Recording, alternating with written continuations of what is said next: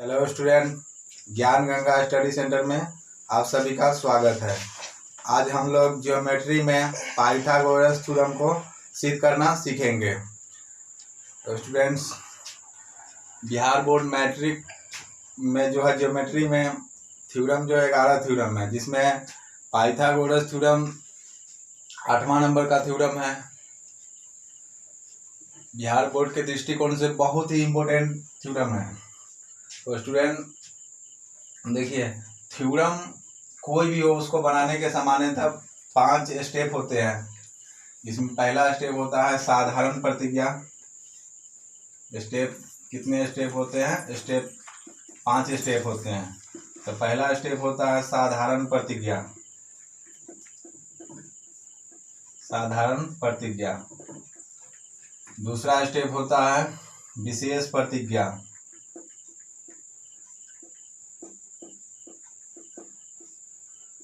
तीसरा स्टेप होता है सिद्ध करना।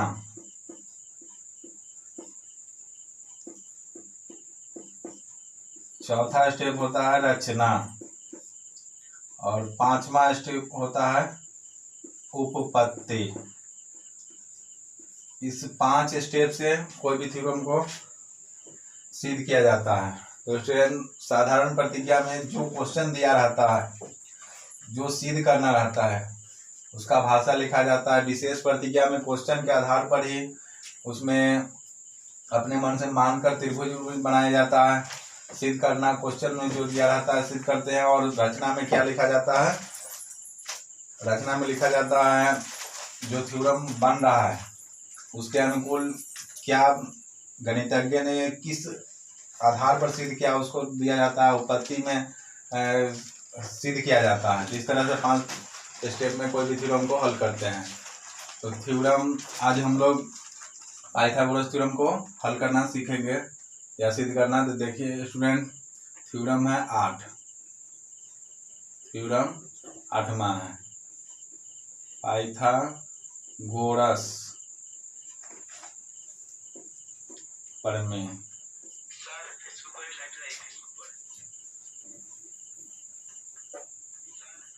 पहला स्टेप में क्या बतलाए थे? साधारण प्रतिज्ञा। साधारण प्रतिज्ञा लिखना है। साधारण प्रतिज्ञा।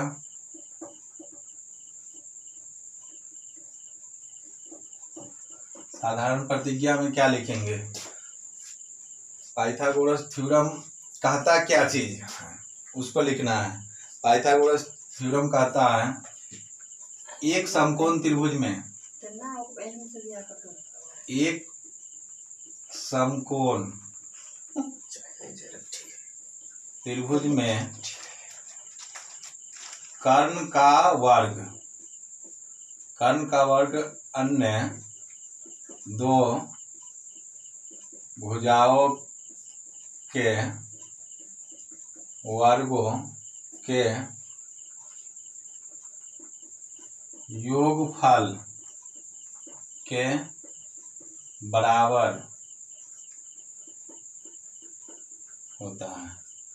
स्टूडेंट, पाइथागोरस थ्योरम कहता है क्या एक समकोण त्रिभुज में कर्ण का वर्ग अन्य दो भुजाओं के वर्गों के योगफल के बराबर होता है। दूसरा स्टेप क्या कहता है? विशेष प्रतिज्ञा। दूसरा स्टेप में क्या लिखना है? विशेष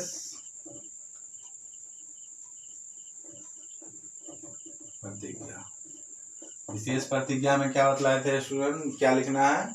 साधारण प्रतिज्ञा में जो कह रहा है उसके अनुकूल चित्र बनाते हुए इसको मानकर बनाना है। क्वेश्चन क्या कह रहा है? एक समकोण त्रिभुज में कर्ण का वर्ग अन्य दो भुजाओं के वर्गों के योगफल के बराबर होता है। इसको चित्र बना लेते हैं। पहले समकोण त्रिभुज कह रहा है तो समकोण त्रिभुज बना लेते हैं। 90 डिग्री का कोण हो जाएगा।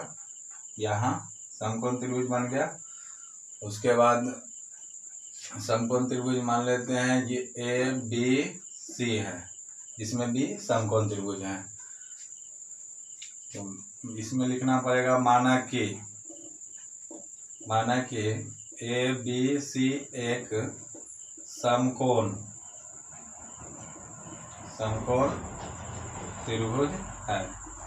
ABC एक समकोण त्रिभुज है। AC कर्ण है तथा AB और BC दो अन्य भुजा हैं।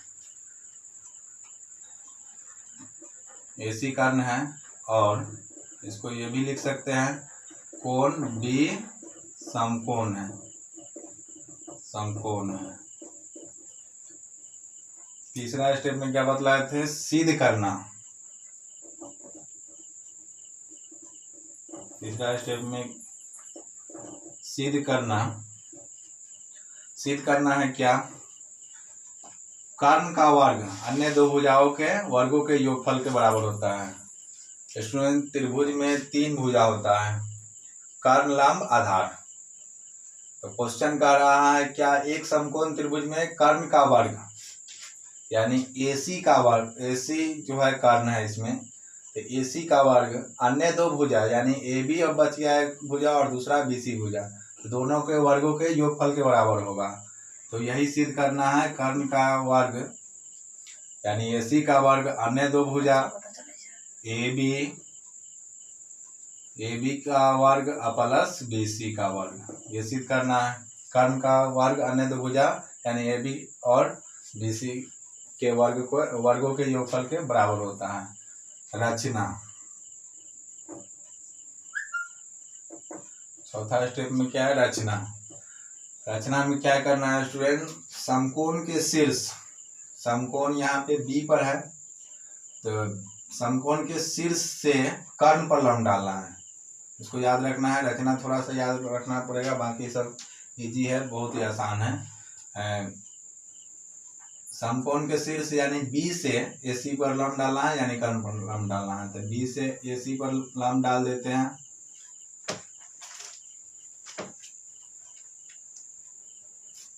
यानी लंब का नाम हो जाएगा BD, लिख देते हैं यहाँ पर। B से BD AC पर लंब डाला। हो गया चार स्टेप। पांचवा स्टेप में क्या करना है? उपपत्ति, इसको सिद्ध करना है। उपपत्ति यहाँ तक तो इजी रहता है, लेकिन जो क्वेश्चन मेन इंपोर्टेंट है इसमें सिद्ध करना है। ये यहाँ से पांचवा से स्टार्ट होता है। अब इसको सिद्ध करना है। तो सिद्ध करने के लिए क्या करना है स्टूडेंट? एक बार इस त्रिभुज को रखना है। त्रिभुज ABD यानी ऊपर वाला जो त्रिभुज है ABD, इसको रखना है, और ABD और ABC पूरा बड़ा वाला त्रिभुज इसको लेना है। इसको याद रखना है हमेशा।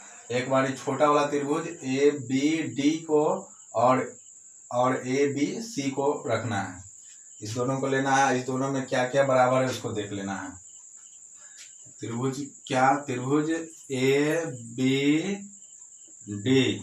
तथा त्रिभुज बड़ा वाला त्रिभुज का ABC में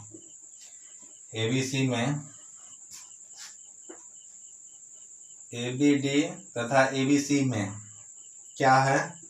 कोण A बराबर कोण A। ये का नाम ऐसे भी कह सकते हैं ABAD, ऐसे भी, या ये सीधे कह देंगे। देखिए स्टूडेंट, त्रिभुज ABD में यानी छोटा वाला त्रिभुज जो ऊपर वाला, इसमें कोण A है। यहाँ पर त्रिभुज में तीन कोण होता है, तो एक कोण यहाँ पर A है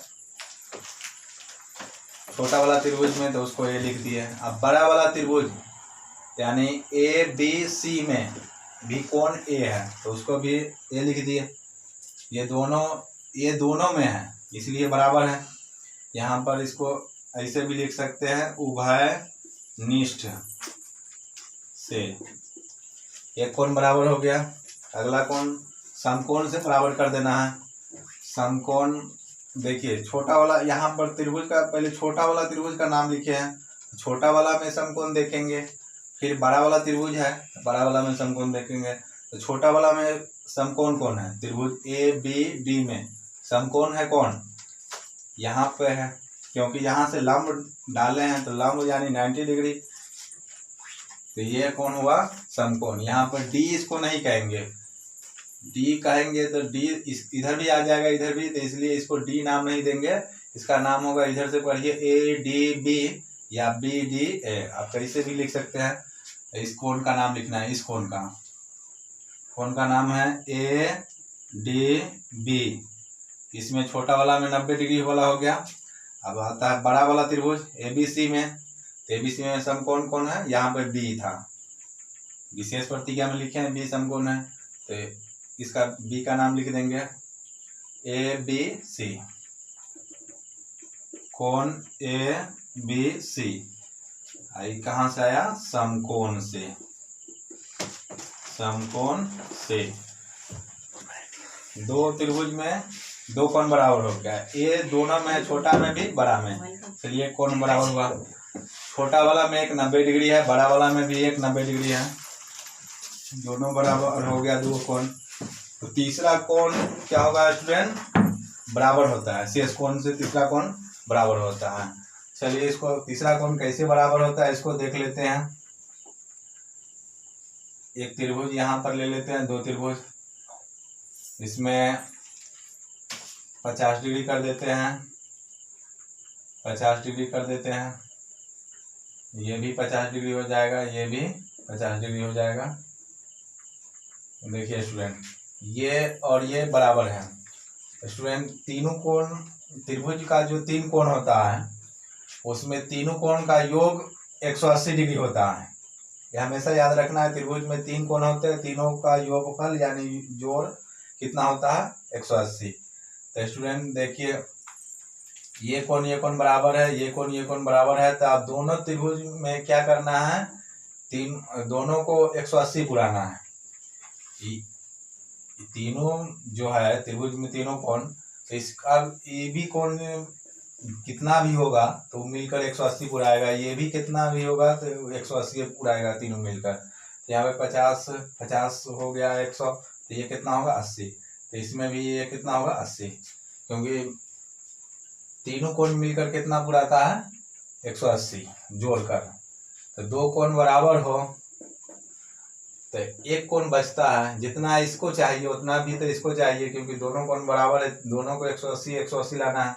इसलिए स्टूडेंट ये हमेशा याद रखना है, त्रिभुज में जब दो कोण बराबर हो तो तीसरा कोण क्या होता है, शेष कोण से बराबर होता है। अब उस चीज को इसमें देखना है। छोटा वाला त्रिभुज पहले लिखिए, बड़ा वाला त्रिभुज बाद में। छोटा वाला त्रिभुज में शेष कोण कौन बचा, ए हो गया,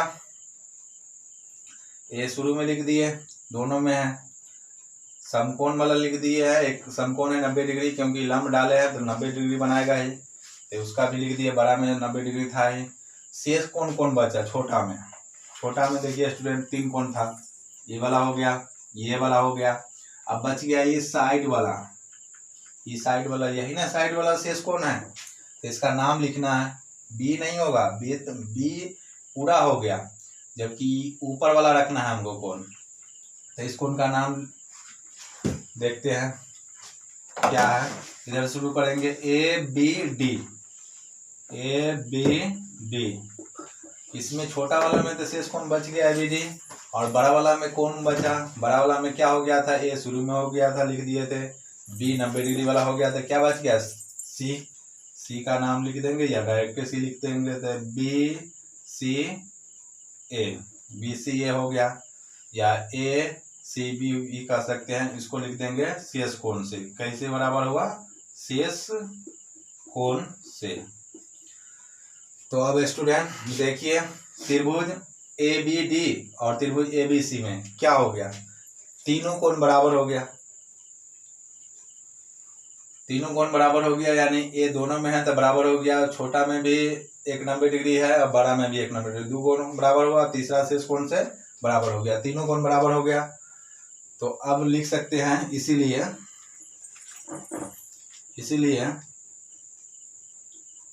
कोण कोण कोण समरूपता से क्या होगा, त्रिभुज ए बी डी छोटा वाला त्रिभुज ए बी डी समरूप त्रिभुज ए बी सी। दोनों त्रिभुज समरूप हो गया क्योंकि दो त्रिभुजों के संगत कोण बराबर हो, या दो त्रिभुज समकोणिक होता है तो त्रिभुज क्या होता है, समरूप। तो इस तरह से दो त्रिभुज के कोण बराबर है यानी समरूप है त्रिभुज। दोनों त्रिभुज ए बी डी तथा त्रिभुज ए बी सी क्या है, समरूप है। अब स्टूडेंट प्रमेय कहता है क्या, यदि दो त्रिभुज समरूप होता है तो उनके संगत भुजा क्या होता है, अनुपातिक होता है। इसको भी याद रखना है, दो त्रिभुज यदि समरूप होगा तो उसका संगत भुजा अनुपातिक होता है। अनुपात माने क्या होता है, बट्टा। उनके संगत भुजा को अनुपात में बांट देते हैं, यानी क्या करना है, कर्ण बटा कर्ण कर सकते हैं, लंब बटा लंब कर सकते हैं।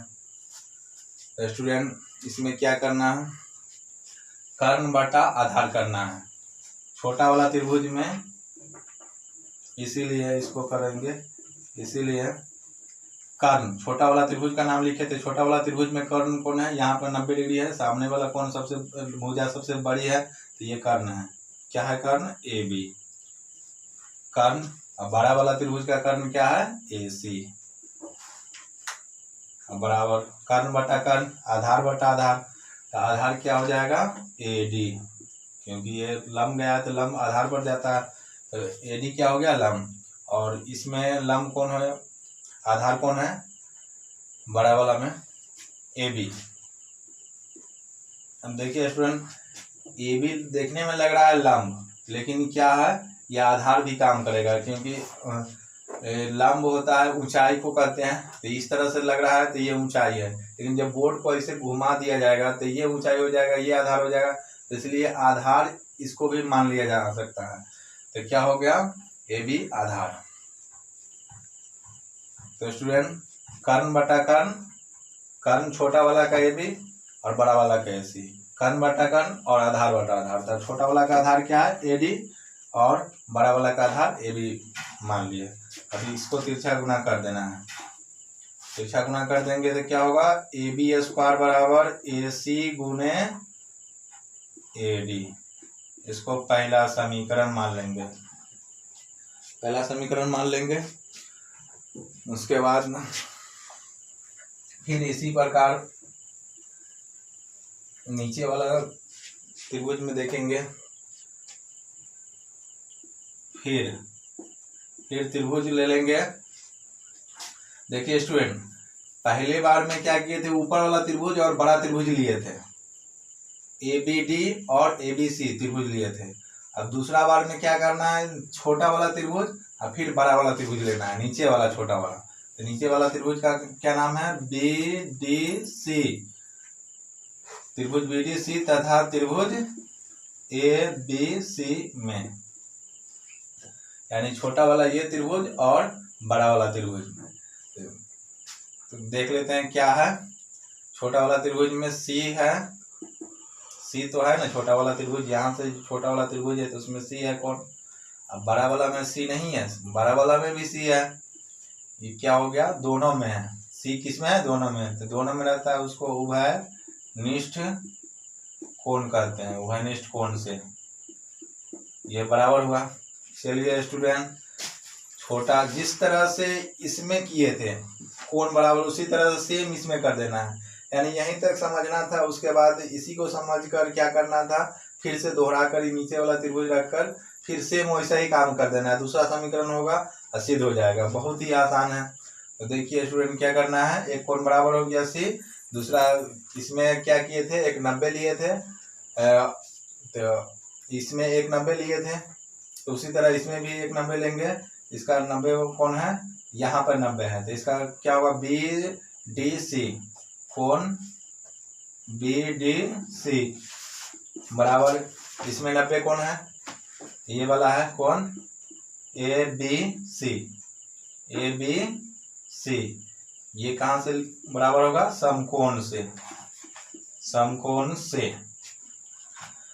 अब शेष कोण इसमें भी बच गया, दो कोण हो गया, सी हो गया, बी 90 वाला हो गया, तो ये कोण बचा छोटा वाला त्रिभुज में, ये बचा, और बड़ा वाला त्रिभुज में ये सी हो गया था, बी हो गया था, ये बचा शेष कोण से। बड़ा वाला त्रिभुज में छोटा वाला त्रिभुज का पहले नाम है, छोटा वाला में लिख देते हैं, एक कोण का नाम लिख देते हैं DBC बराबर, ये कौन हो जाएगा BAC, इसको लिखेंगे शेष कोण से, क्योंकि दो कोण बराबर है तो शेष कोण भी बराबर होगा। तो अब क्या देख रहे हैं, तीनों कोण बराबर है त्रिभुज में, इसीलिए इसमें भी कोण कोण कोण समरूपता से क्या होगा, त्रिभुज BDC समरूप त्रिभुज ABC। तो फिर वही बात करना है स्टूडेंट, कर्ण बटा कर्ण और आधार बटा आधार। छोटा वाला में कर्ण कौन है, नीचे वाला जो छोटा वाला त्रिभुज है कर्ण है ये, BC सबसे बड़ी दिखाई दे रहा है BC कर्ण। बड़ा वाला में कर्ण कौन है AC। कर्ण बटा कर्ण हो गया और आधार बटा आधार करना है। छोटा वाला का आधार क्या होगा DC, क्योंकि लंब B से लंब डाले हैं तो लंब कहाँ जाके टिक जाता है, आधार पर। तो ये याद रखना है हमेशा, लंब जो है लंब वो आधार पर खड़ी रहता है, यानी आधार पर जाकर टिक जाता है। तो यहाँ से लंब डाले हैं इस पे, तो ये आधार भी हो सकता है, क्योंकि लंब जब डालेंगे तो लंब जाकर आधार पर ही रुकता है। तो छोटा वाला त्रिभुज में क्या करना है, कर्ण बटा कर्ण हो गया, आधार बटा आधार, तो आधार क्या है DC। छोटा वाला का, बड़ा वाला का आधार कौन है BC। एक बार ये आधार लिए थे पहले बार में, दूसरा बार में ये आधार लेंगे BC। अब तिरछा गुना कर देंगे, क्या होगा BC गुने BC, तो BC स्क्वायर, ये क्या हो जाएगा AC गुने DC, ये हो जाएगा दूसरा समीकरण। अब स्टूडेंट क्या करना है, समीकरण 1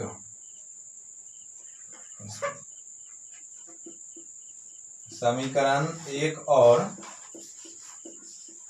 समीकरण 2 को जोड़ने पर, समीकरण 1 और 2 को जोड़ने पर, समीकरण 1 और 2 को जोड़ेंगे तो स्टूडेंट समीकरण जुड़ता है तो बायां पक्ष में जुटेगा, दायां पक्ष में जुटेगा। तो बायां पक्ष में है AB स्क्वायर, इधर है BC स्क्वायर, दायां पक्ष में जुटेगा, दायां में क्या है AC गुने AD, और जोड़ हो जाएगा AC गुने DC। अब स्टूडेंट क्या करना है, AB स्क्वायर रह जाएगा, BC स्क्वायर रह गया। अब हो जाएगा इधर AC दोनों में है तो AC कॉमन ले लेंगे, तो क्या बचेगा AD प्लस DC बचा, AC कॉमन आ गया।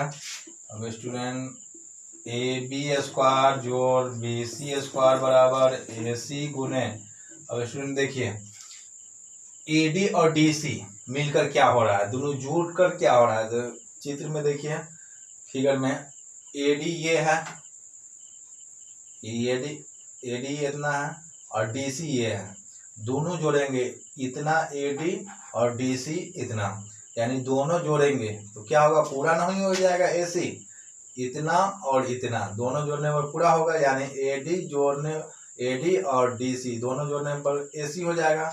तो ये क्या हो गया AC।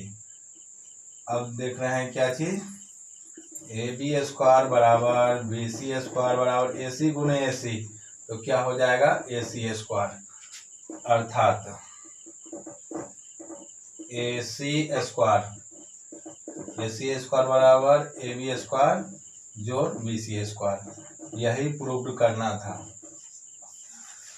स्टूडेंट देखिए बहुत ही इजी है, इसको कॉन्सेप्ट को समझ लेना बहुत जरूरी है। इसमें करना क्या है, देखिए क्वेश्चन क्या कर रहा है, एक समकोण त्रिभुज में कर्ण का वर्ग अन्य दो भुजाओं के वर्गों के योगफल के बराबर होता है। कर्ण यानी AC का वर्ग यानी AC स्क्वायर अन्य दो भुजा AB और BC के वर्ग माने स्क्वायर वर्गों के योगफल के बराबर होता है। इसको सिद्ध करना है। विशेष प्रतिक्रिया में क्वेश्चन के अनुसार मान लिया है, माना कि एक ABC एक समकोण त्रिभुज है और ऐसी करना है या बी समकोण है इसमें मान लिया, और रचना में सिद्ध करना है AC स्क्वायर बराबर AB स्क्वायर जो BC स्क्वायर। रचना में बी से BD, बी से लंब डालना है BD AC पर। उसके बाद उपपत्ति में क्या करना है, उपपत्ति को ध्यान में रखना बहुत जरूरी है क्योंकि उपपत्ति सबसे इम्पोर्टेंट है, इसी में सिद्ध होता है। तो स्टूडेंट पहला बार में क्या करना है, दो समीकरण बनाना है, पहला समीकरण और दूसरा, पहला समीकरण और दूसरा समीकरण दोनों से सिद्ध हो जाएगा। दोनों समीकरण जब बन जाए तो दोनों को ऐड कीजिएगा, बढ़ा दीजिएगा, आगे ऑटोमेटिक अप्रूव हो जाएगा। तो पहला समीकरण में क्या करना है, पहला बार में क्या करना है, इस त्रिभुज को, छोटा वाला त्रिभुज जो है इसको, यानी ABD, इस त्रिभुज को रखना है। अब बड़ा त्रिभुज को ABC को रखना है, ABD तथा ABC पूरा को रखना है। और उसमें देख लेना है क्या एक कोण बराबर है, दोनों में है, दूसरा 90-90 है, और तीसरा शेष कोण से बराबर हो जाता है। फिर उसी तरह दूसरे बार में क्या करना है, त्रिभुज नीचे वाला को रखना है, इस त्रिभुज का BDC, और बड़ा वाला त्रिभुज ABC को। इसमें भी देखिए C दोनों में है, 190 इसमें भी है, बड़ा में भी है, दो कोण बराबर होगा, शेष से बराबर हो जाता है, कौन कौन समरूप से समरूप हो गया, समरूप हो जाएगा तो कर्ण बटा कर्ण करेंगे, आधार बटा आधार करके प्रूव हो जाएगा। इस तरह से सिद्ध कर सकते हैं। इसको 2 बार 3 बार बनाने पर ऑटोमेटिक अपने आप सिद्ध हो जाएगा।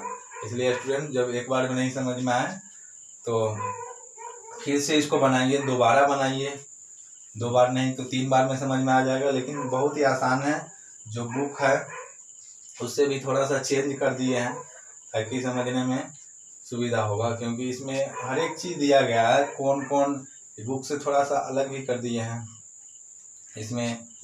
इसलिए जो है इसको समझ सकते हैं आप, बना सकते हैं, 2 बार 3 बार करके इसको सीख सकते हैं। तो स्टूडेंट आज के लिए इतना ही, फिर अगले वीडियो में इसका पाइथागोरस का विलोम जो प्रमेय है उसको सिद्ध करना सिखाएंगे।